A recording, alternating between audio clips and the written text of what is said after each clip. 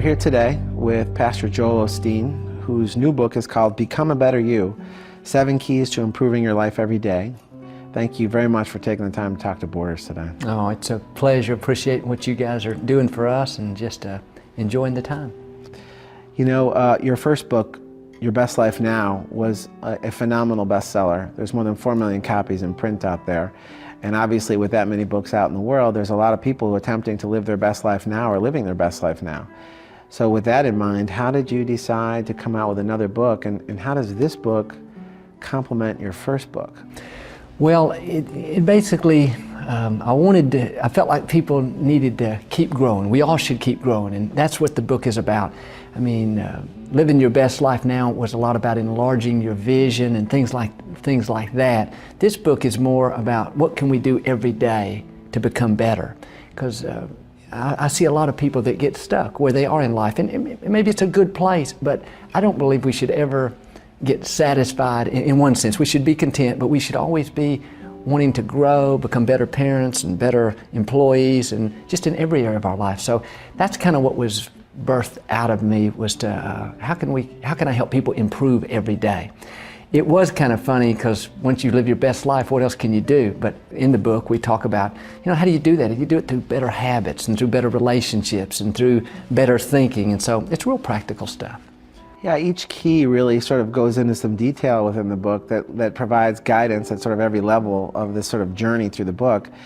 But I think one of the things that makes this book, as practical as it is your storytelling and your ability to sort of connect on a very real, human, everyday level with the people that you're talking to.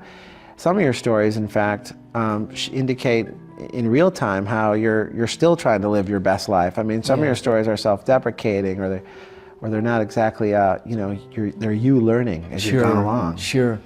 I think that's part of what God's blessed us with, is that I don't know it all. I've said it out there today, but it's just practical stuff. And I think that most of the time when I speak, I think, well, how does this affect me? And how am I growing in this area? And so I think people can relate to that it's not some big fancy doctrine or something. These are stuff that these are things that we can do just every day. And I do like to keep it simple. Sometimes, people maybe give me a hard time about it's simple, and well, I already knew that. Well, it's just stuff that, a lot of it is just things that we're being reminded of, and it's simple, and you put it into action, it can help you become better. It is. I mean, there's a story in here about you leaving a Houston Astros game, and you're absolutely certain you're going the right way, and your wife Victoria was absolutely certain you were going the wrong way, and that argument ensued, and your frustrations and angers, and there's not one married couple in America who's not going to perfectly understand that moment. Yeah. And you took that and turned it into this sort of guidepost on how to sort of remember that you're never quite done. You're never quite done learning and getting better and improving yourself.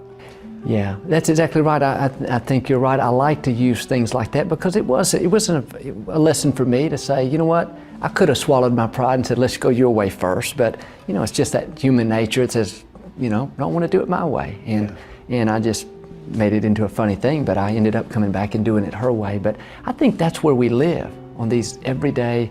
I like to talk on where the rubber meets the road. I call it, where we live, and how can we get along better with the people in our families, and how can I think better, and how can I get up each day and go to work with a good attitude when I got a lot of negative things happening. So that's kind of the way I like to help people.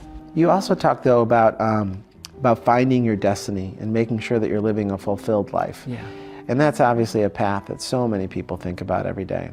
And in that regard, this book, which while has absolutely Christian foundation to this book, the themes, though, of self-improvement and getting better are completely universal. I mean, it seems to me that there will be a connection in this book to people regardless of their religious faith or beliefs, that in here there lies a lot of guidance for better living. I believe that, and I believe that, what I feel like I'm good at is taking the principles in the Bible and putting them to teaching us how to live them in our everyday life.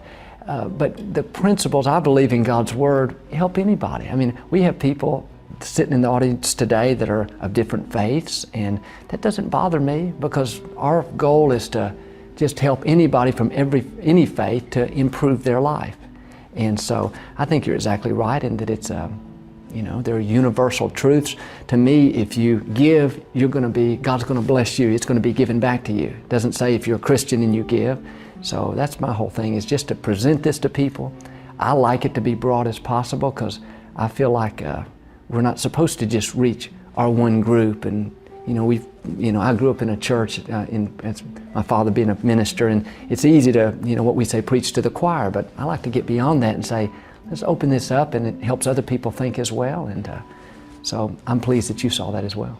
There are 7 major sort of chapters within the book, but one of them does deal with finding your destiny and making sure that you're on the path at least to living a fulfilled life.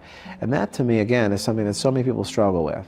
And I think your book does address it, and your book presses people to keep pressing forward and keep finding that path. But that's something that's hard for people to know oftentimes, and they're racked with doubt oftentimes. What kind of advice do you have about people who aren't sure maybe what their destiny might be? It's not always as clear cut as it is for some people. I believe God puts the dreams and desires in you. For instance, when I was 15 or 16, I loved television production. I mean, my friend had his parents owned a production company, and I knew that's what I wanted to do. I'd spend my weekends going up there and editing and playing with the equipment. I didn't know what I was doing, but I knew that's what I wanted to do with my life. It was just natural to me. And I believe that's the way God makes us. It's if you're doing something that's not natural, that you don't enjoy, I don't think that's a part of your, it may be temporarily, but I don't believe that's a part of your ultimate destiny. So in the book I talk about how, an owl is made to live at night. He's nocturnal. You can't take an owl and put him in the daytime and say, okay, go live your best life, go become a better you. It's not going to work. So I think it gets back to that core of, what are you on the inside? What's your passion? And then you have to try to, believe that God will open up the right doors, that you can get into something that you feel good about. If you're good with people, you shouldn't be sitting, being an accountant all day. You may need to be in sales or some other field. And so that's what I try to encourage people to look deep inside.